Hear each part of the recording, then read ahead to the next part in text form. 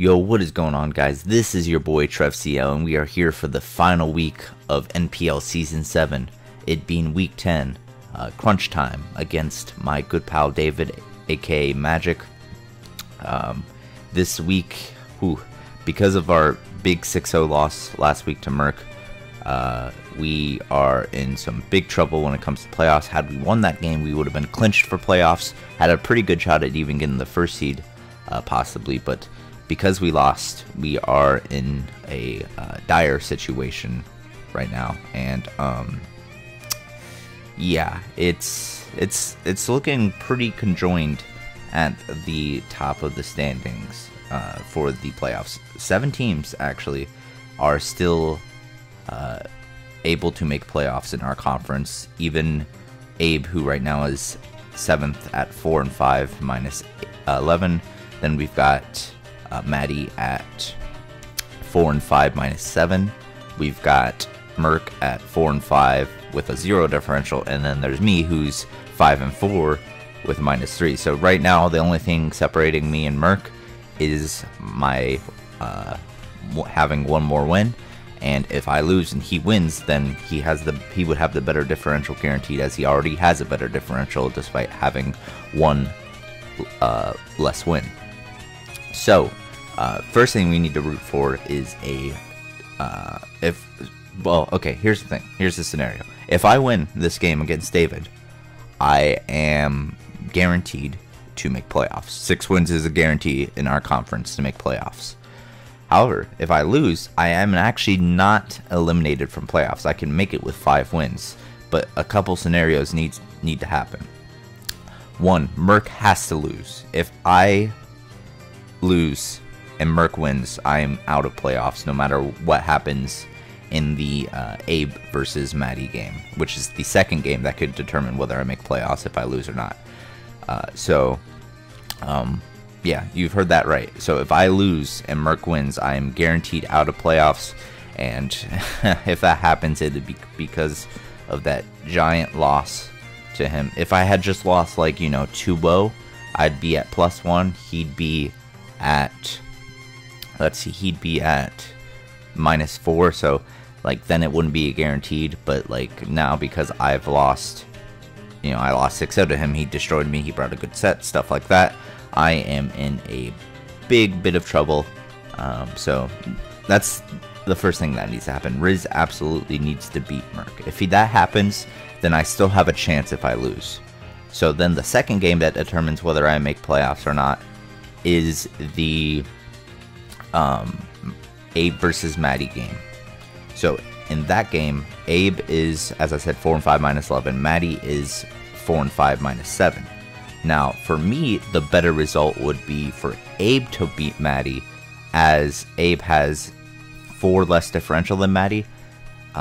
So say Merc loses to Riz, then, or let's say, yeah, Merc loses to Riz, then let's say I lose. Depending on how much differential I lose by, it could knock me out of playoffs. And again, Maddie is my choice to lose, Abe is my choice to win if I had my, personal selection. As, for example, if Maddie loses or wins by something as simple as 3-0, then I could only lose 1-0. The difference is between Abe and Maddie, besides the 4 differential, is that I do hold the tiebreaker over Maddie. So if I tie Maddie, then I will, move on to playoffs. But it's much easier to lose to Maddie, to lose my spot to Maddie, as he is only 4 differential behind me, which means if there's a difference of 5 differential, let's say I lose this game 3-0 and Maddie wins 2-0, then he's in. So if there's a difference of 5 differential, then I'm screwed. Whereas with Abe, even though Abe, if we tied, would Abe would need to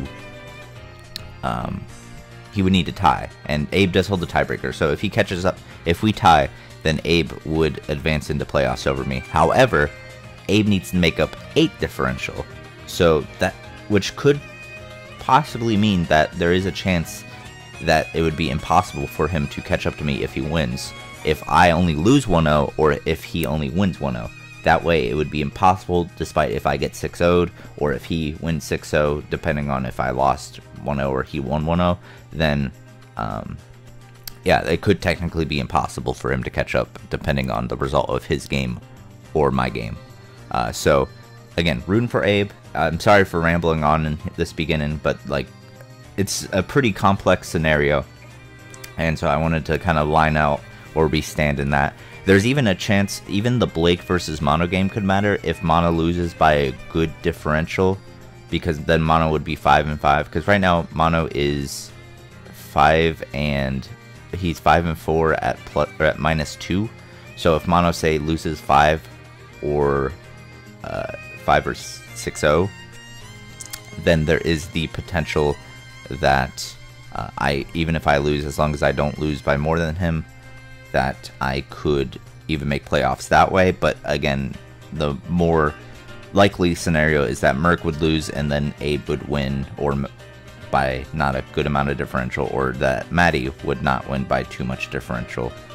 So that is what I'm banking on, is that result. Again, if Mono wins or Mono loses by a big amount, then that's also pretty good for me, but I'm not gonna like bank on that. So yeah, but that's enough rambling. I've been rambling on for 6 minutes and 30 seconds, so let's go ahead and get right into the team prep. So as you can see, my team is still the same as always, my team of 11, and David's team is going to be revealed right about now.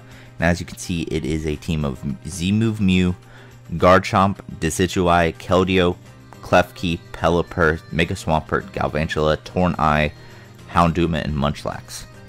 So a couple really big threats here. Pelipper and Tornai obviously are the biggest threats as you take a look at my team at 11. And, Merc exposed my flying weakness pretty badly last week. So him having 2 flying types is really spooky. 2 very good flying types. This Pelipper could be Specs or Scarf. Tornai could be Specs. It could be a bulk up acrobatic / fly variant. Like it could be anything really. The Pelipper is going to be offensive for sure. Whether it's Scarfed or Specs, I'm not sure, but it's going to be offensive. Mew is always a scary thing because you don't know what Mew could be. It could be setup, it could be defensive, it could be something really weird, like a combination of both. Garchomp isn't the worst threat to my team, as I have Tapu Fini to weaken the ground or the dragon moves, and Shaman and Lando to switch into the ground moves, but still a problem. Galvantula with webs is also a pretty bad situation, as my team's kind of slow, so just putting webs makes it slower than basically all of his team, even like my possible Scarfers. So that kind of forces me to bring either Defog on Finny or Torkoal, which as you can see I did not bring Torkoal. So it's just a very scary team. And I don't know what David's going to be doing. He is the only person in our conference that's eliminated from playoff contention, so I don't know if he's going to, how hard he's going to try, how much prep he's going to put into it, like if he wants to win or if he wants to lose. I'm assuming he probably wants to win, but I'm not sure whether he wants to win really bad or if he wants to, he just doesn't really care, just wants the season over with, stuff like that. But again, enough rambling. Let's get into the team I've brought. So as you can see, my team of 6 is Mega Gallade, Volcarona, Tapu Fini, Shaman, Landorus Eye, and Bisharp. So my first set is a Close Combat Ice Punch Shadow Sneak knockoff Gallade, enough speed to outspeed the Galvantula. This is the 4 moves that I thought would be best on Mega Gallade. I've been not really experimenting, but kind of like throwing around the ideas of other moves, like Leaf Blade for Swampert, possibly Destiny Bond to catch one of his lower mons napping, trying to kill me, like a Specs Pelipper, something like that, or even Keldeo, since I don't have psychic coverage for Keldeo. That's a bit unfortunate. but I decided Sneak in the end because it was close combat. Ice Punch and Knockoff were the like guaranteed brains. X Scissor could have come over Knockoff, and I was thinking about it, but in the end I decided that Knockoff was best because I felt like Knockoff for just Decidueye and the Mew, as well as possibly knocking off a Scarf on the Pelipper, knocking off a Specs on the Torn, something like that could be nice. Shadow Sneak was the one I ended up going for as that fourth move, as it gave me, you know, priority against a possible speed setup Mew. It also let me hit Torn. Like if I could Pursuit Trap the Torn with my Bisharp, which we'll get to in a second, then it would, if I got Rocks up, it would be in range of a Shadow Sneak guaranteed the next time it came in. So that was my goal with Shadow Sneak, was to get a little bit of chip damage on the Mew if it's speedy, or like a speedy setup mon, or the Torn, so I don't just die with no damage. So next we have the Volcarona with Tailwind 3 attacks, Life Orb, Dual Stab, and Giga Drain.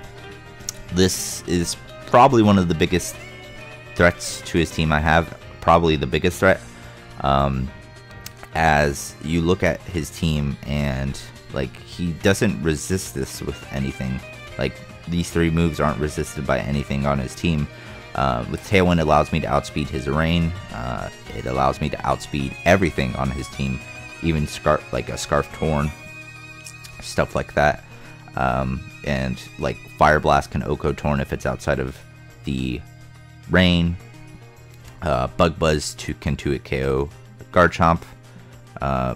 Life Orb Bug Buzz Oko's Mew unless it's like max Spadef. Giga Drain does a ton to Mega Swampert. I think it kills most variants of Mega Swampert unless, again, it's like a super fat.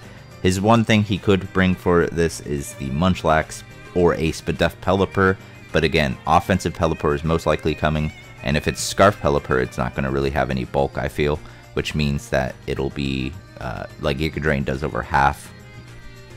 And the Munchlax is actually like a really good stop to this, but I don't think he's going to bring the Munchlax just because it loses to a lot of other things on my team.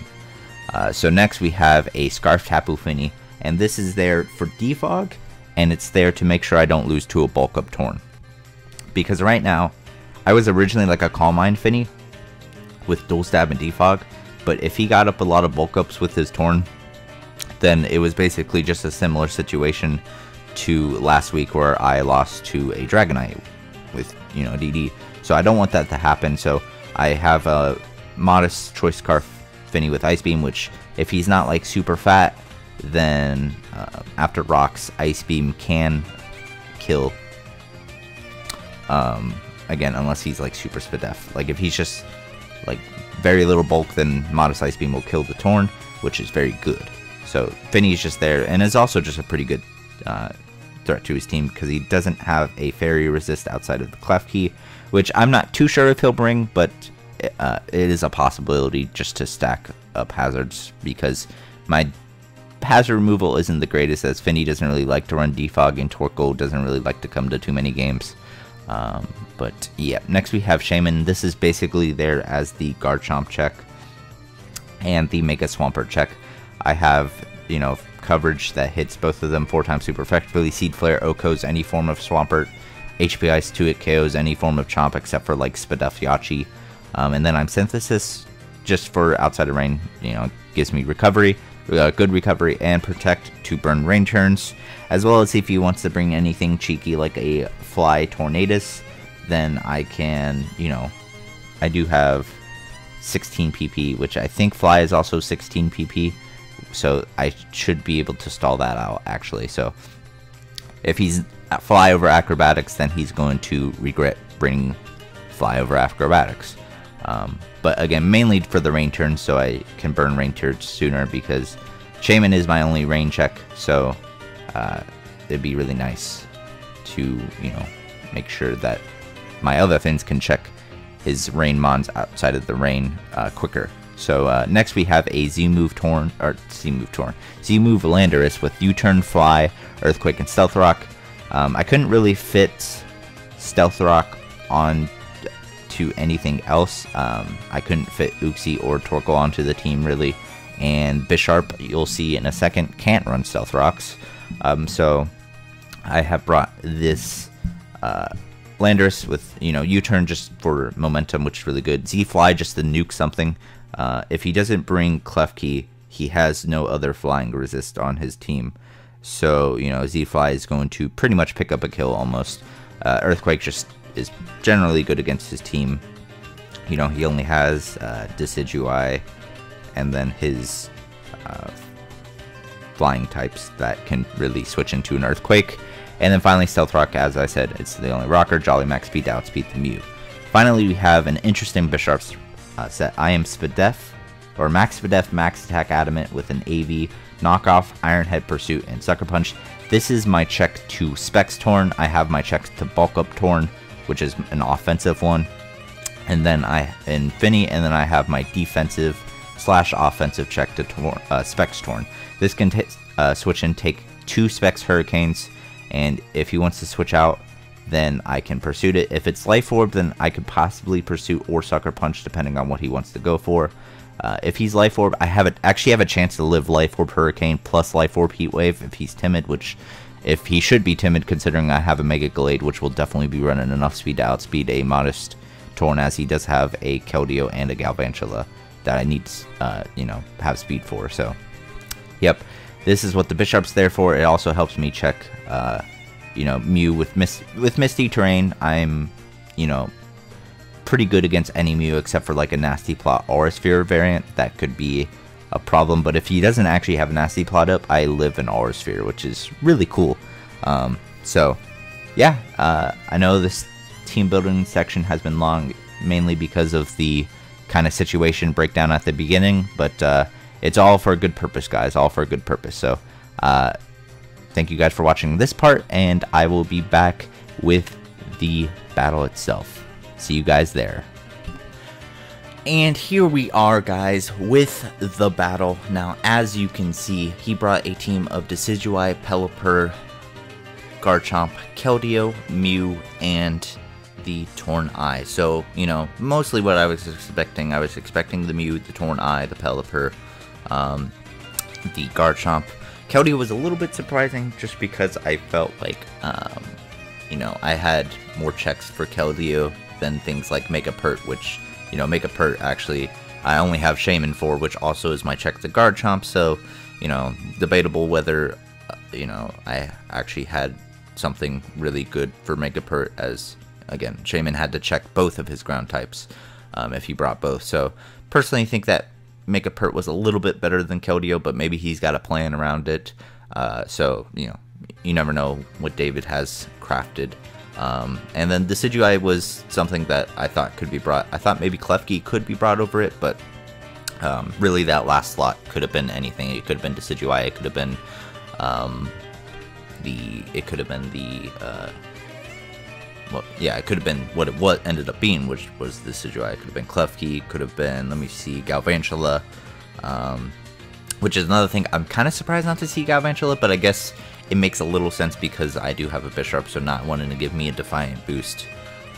But I feel like he could just bring sub on a good amount of Pokemon to dodge my Sucker Punches. But again, can totally understand why he would not want to do that. So, looking at his team, I feel like Finny is my best lead, because what I could do is he probably will lead with Pelipper, as I'm thinking, looking at this, that he is Scarf Pelipper, and then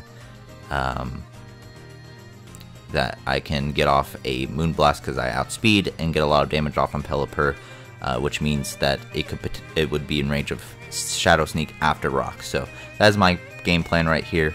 I'm going to lead off with Finny, as he does lead off with the Pelipper. Again, Finny was just my best lead overall, because Finny just beats this team, potentially, if I play it correctly. So I'm going to go for Moonblast, get a huge chunk of damage. It is in range of Rocks plus Sneak, so that's really good. So he's going to go straight into the Decidueye. I'm going to go straight into my Lando, because I want to get up my Rocks, as he actually sets up a Nasty Plot. So right here, my thing was I can take a Shadow Ball, pretty much guaranteed, I believe. unless he's a boosting item. If he's Energy Ball, I think I could possibly die. If he's like Modest Energy Ball, I do believe I die, but I felt like my rocks were really important because I don't think he would be a defog Mew. He could potentially be, but I don't think he would be a defog Mew. He could be a defog Decidueye, but seeing as how he revealed Nasty Plot, I kind of also don't think that's the case. So I'm just going to go for my rocks, as he is going to go for the Baton Pass, which actually did not even cross my mind, and he's going to go out into the Mew, which means this is probably a setup Mew. So I'm just going to burn my Z move. This is what Z Fly was for, to make sure that this Mew would take a lot of damage. He's going to go for the Rock Polish here, and I'm going to make a prediction, go into my Bisharp. I expect either the Psychic or the Ice Beam. He goes right for that. And then right here, I make a bit of a misplay. Or a couple misplays in a row. I should have expected the Fighting move, which I do. And I'm going to actually pull a switch into my Finny right here, as the Misty Terrain goes down. So I go into my Finny. What I actually should have done was gone into my Mega Glade. Now there's a couple reasons for this. One, if I was worried about him making a prediction, Mega Glade was actually the lesser win con I felt in this matchup, as Finny was, again, really good. He had no Fairy Resist. Even if he was a bulky Decidueye, if I could weaken it, then it couldn't switch into Moonblast, to Moonblast. If I got like 30% off, it was in range of, or like 35% off. If I got 35% off, or got about 25, 30% and had rocks up like I do here, then I could kill him with 2 Moonblasts. So if I was going to make a prediction like I did, I should have gone into my Glade, because then I could Shadow Sneak him, and if I, his Pelipper is Scarfed, which it could have defog, but I highly doubt it. His Mew would die to rocks, and I honestly don't know if, I don't think he would be defog on Decidueye, because that means he either does not have, room for an attacking move, or he does not have Roost, because he would force to be Nasty Plot, Baton Pass, defog, and then either Roost or Shadow Ball / Energy Ball, something like that. So again, made a big misplay, and then I make another big misplay. I don't know why. I was like, okay, well, I can just kill this Mew with Ice Beam, totally forgetting that it actually had set up a Rock Polish. And if I'd got, not that Moonblast would have killed this thing, but it would have prevented it from being like super healthy.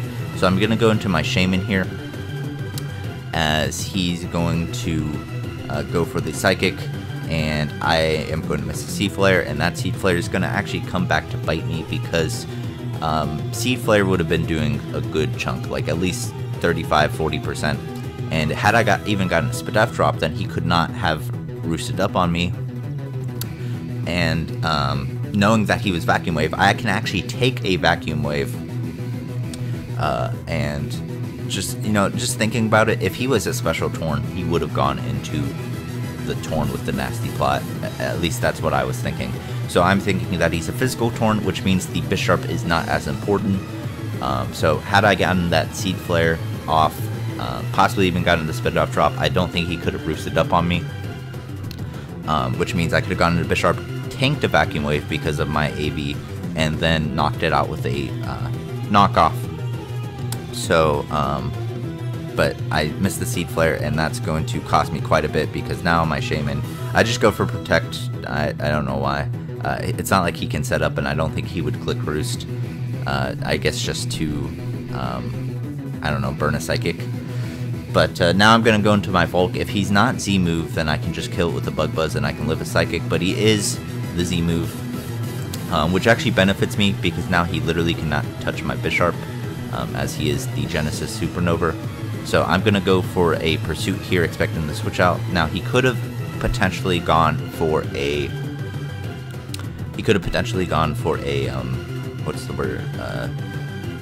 Roost, and just tried to stall me out, predicting my Pursuit. But the thing is, I knock him out with 2 knockoffs guaranteed, and Vacuum Wave doesn't kill me. So if he stayed in like twice on my Pursuit, I would just click knockoff after that, and eventually he would be the psychic terrain would wear off, and then he would go for vacuum wave, and I would live, and then I could knock him off. So now he's dead to rocks, which is cool. It kind of sucks that he did live. I think that was kind of a low to mid roll, if I remember correctly. So here I'm going to go into Landers expecting a ground move. He does go for the Earthquake, which is smart. And here he's going to go for the Toxic, to Toxic my Landers. And I'm going to switch out, I believe, into my Tapu Fini as he goes for the Stone Edge. And that does quite a big chunklet to my Fini. So, and that Stone Edge damage will come back to haunt me in a little bit here, as he's going to go into his Decidueye right here, and I'm going to go into my Bisharp, as I can't really kill the Decidueye very well. So he's going to go for the Nasty Plot into the Baton Pass. I'm going to go for the knockoff, which that was my best play. Obviously Pursuit doesn't block Baton Pass, and if he was a Scarf Keldeo, because of the damage I took on my Fini, then I would just lose the +2 Scarf Keldeo. Potentially. I guess if he went for Secret Sword, then my Glade could live. And he might go for Scald, expecting me to, die to Scald, which then I would live because of my, max Spadef AV. So, and then I could knock him off. So, maybe going for like an Iron Head there was potentially my best play, because as you can see, he is leftovers and goes for sub. So the thing about having the leftovers is that him carrying the item means I would have knocked off his, my knockoff would have been doing max power, which means it would have broken the sub guaranteed. And right here I make a bit of a misplay. Honestly, I should have calced how much Iron Head was doing to the sub. It actually ended up doing like 22 to 26. So he was actually just subbing up there for a potentially max roll, or a potentially like a low roll. So me going for Sucker Punch really, I just felt like maybe if I got the max roll or a high roll and then killed his sub, then he would be in range of Sucker, which he wouldn't want. And then I would actually have a pretty good time against the rest of his team. So I decided to go for Sucker. It ended up being a huge misplay. I'm gonna go for Sucker here, and it's not gonna break his sub, and he's just going to fire off a Secret Sword and kill me, which is unfortunate. And so here I'm forced to go into Glade. I do outspeed the Keldeo, but just to make sure, I know Sucker Punch plus Shadow Sneak will break the sub, so I go for the Sneak. Again, just wanted to make sure, and he goes for the +2 Scald, which obviously kills me. And now I go into Fini. This game's pretty much over, as I'm going to go for the Moonblast and kill off the Decidueye, or not the Decidueye, the Keldeo. And right here, I'm going to go into my Landorus, as my only chance is possibly locking myself in the Ice Beam and killing him, the rest of his team, that way if I can get enough damage on this Decidueye. But he does turn out to be Roost, which is a bit unfortunate, so he wasn't like Nasty Plot, Dual Stab, Baton Pass, which, is respectable. So right here I'm going to go for the Fly, because I already burned my Z move, that I unfortunately am not in a position to, just kill the Decidueye. Again, had I been able to kill or weaken the Decidueye in range of Ice Beam, I could have potentially won with Ice Beam Fini. And you're going to kind of see where switching into that Stone Edge earlier kind of ended up hurting me, because now I'm actually in range of a Shadow Ball, whereas before, because he's not leftovers, had I don't know what kind of roll that was on the Ice Beam, if that was a lower or higher roll, but I was in range of a Shadow Ball guaranteed, and had I potentially had more health, I could have maybe stalled him out of Roost, or like I could have Ice Beamed him, and once Misty Terrain disappears in like a certain amount of turns, I could maybe even gotten in a freeze, something like that. Again, maybe that could have been a lower roll, and I would start getting higher rolls. But I don't think it ended up mattering too much, at least that part, because he revealed that he was actually a very bulky Torn, very Spadef, like no attack, but it was like 152 HP, like almost max Spadef, or maybe not that bulky, but it was like it was quite a good amount of Spadef and HP investment. So I'm pretty sure it could have lived an Ice Beam from my Finny anyway. So we do lose 3-0, which is a bit unfortunate. I played well at some points, and then I played absolutely terribly at other points, like the totally forgetting that his Mew was faster. I mean, like, going into Finny anyways was kind of a meh play, but then going for Ice Beam, just totally forgetting about the Rock Polish, was like just an absent-minded play that I usually don't make in the NPL. I might make it in a side league where, like, you know, I'm kind of not putting as much time and effort, but like in the NPL, like that, I just don't make that mistake in the NPL usually. And yeah, that really came back to bite me, because had I gone Gallade instead of Finny, then he would have had to either stay in and sack Mew, or Mew would have been dead to rocks, and like I would have still had Volcarona, which was a huge threat to his team. Tailwind Volcarona was like just I could actually have won had I been able to, like, for example, had I brought it in against the Decidueye, Tailwind Volcarona could have potentially just won once the Keldeo was weakened, as Pelipper was in range of any hit. I think Torn was actually in range of a Fire Blast, because even though it was pretty bulky, it's a Life Orb Fire Blast and rocks are up, so I don't think it could live at 76%. So yeah, so a bit unfortunate, like having to lose Volk, even having to lose Shaman, which means that my primary switch into the Garchomp was not Shaman, but instead Landorus. And Landorus could not touch the Decidueye, and while Shaman really couldn't just touch the Decidueye anyway, like I could have gotten Seed Flare drops, and then like a Seed Flare drop plus an HPI probably would have done a massive amount of damage. And then I could have actually maybe even put everything in range of the Scarfed Ice Beam late in the game. So a bit unfortunate, but nothing, you know,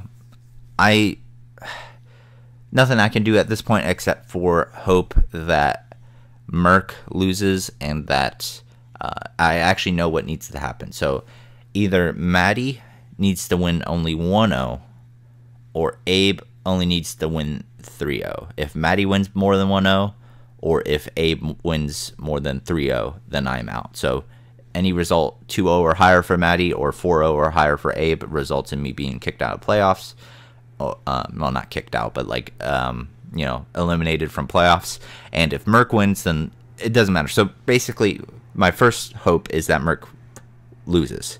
So that is my first, you know, prayer, is that Riz beats Merc. Because if Riz beats Merc, then the Maddie versus Abe game matters. But if Riz loses the Merc, then the result of the Abe Maddie game doesn't matter at all.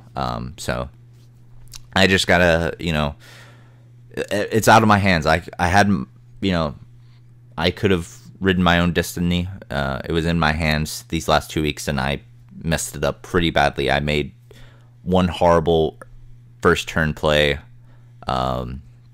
in the Merc game, and then I made a couple horrible plays that cost me a lot of my win cons. And yeah, not last 2 weeks. So even if I do end up making playoffs, I'm not going to go into it very hot. So hopefully I can make playoffs, and hopefully that I can like prove myself that I am better than what I have been these last 2 weeks. But it's going to take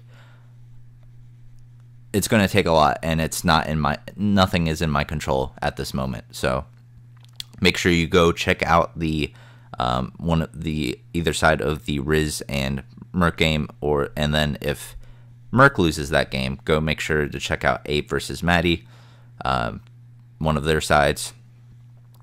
I don't think they'll be up when this game goes up, but they should be up within anywhere from like 3 or 6 hours, something like that, because this should be going up around 2 p.m. CST, and then the other, I think there might be another game set that goes up at 2, but I'm not sure if it's one of the 2 games that I described, or if it's at 5 p.m. CST or even 8 p.m. CST are the upload time. So it'll be, all the games will be done within like 5 or 6 hours of this game being uploaded. So hopefully things go our way.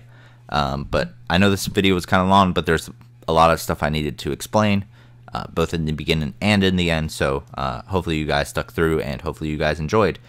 Thank you guys for watching. Please leave a like if you enjoyed. Please subscribe if you want to keep up with all the draft leagues I've been a part of, that I've uploaded.